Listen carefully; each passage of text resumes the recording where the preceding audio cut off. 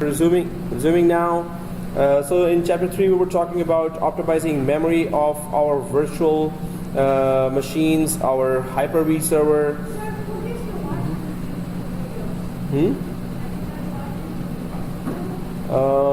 Yeah, everybody. It's public. I am supposed to make it private videos, and only students are supposed to. Yeah.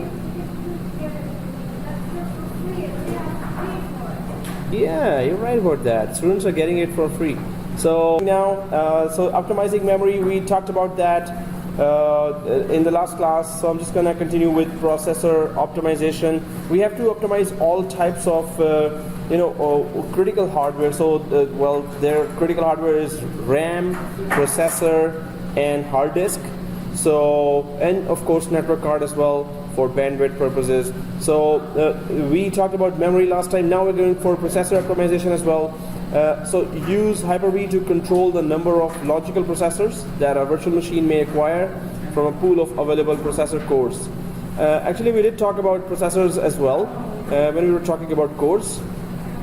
And there's I'm just going to go a little faster because what we covered already, we need to go ahead with that. Just a recap of what we were going to, what we discussed last time. So percentage of total processor usage, example for a quad processor host computer that you assign 2 logical processors and a virtual machine reserve of 20%. So how do you assign processors or cores on the processor to virtual machines? It depends on what virtual machine really requires.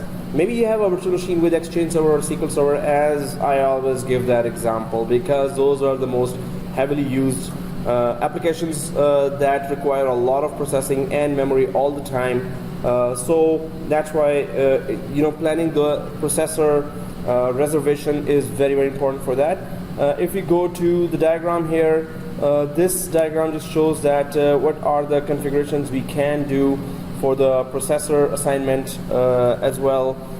So there is that number of logical processors you can assign to a virtual machine. Yeah, that hurts. So anyway, so let's go for discussion of that. A virtual machine reserve, what you want virtual machine to have always in terms of processor. We talked about RAM already, that okay, we're going to give 1 GB RAM permanently or 12 GB RAM to this machine. Reserved means, right? But you can reserve processor as well, that this much percentage of processing always should be available for the specific virtual machines, right?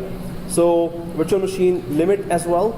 There is that limit that virtual machine should not go above this much, but it's 100%, of course. No, none of the virtual machine can go above 100%. If you assign the reserve 20%, that means your processor limit can only go to 80%, right? Yeah, so the rest of the machines now have 80% if you reserve that. So reservation, you have to really be sharp about that, that only deserving machines gets reserved processing, right?